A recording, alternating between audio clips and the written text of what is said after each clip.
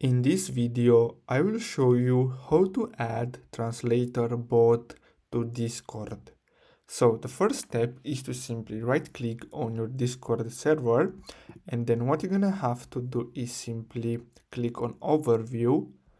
Now the next step is to simply go to Apps and then simply click on App Directory. So this one here, as you can see. Now what you're gonna have to do next is simply search for Translator and then simply click on the first one, this one here.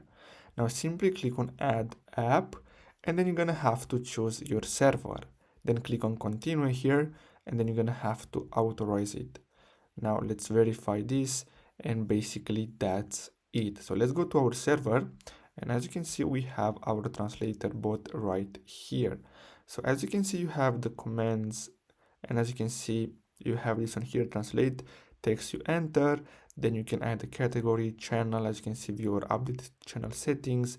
Here you have the help command, so let's type this in and then let's choose the translator. So let's delete this,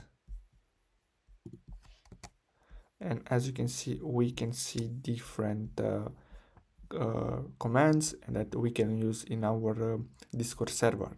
So basically that's all you have to do. I really hope you found this video helpful. Thanks for watching.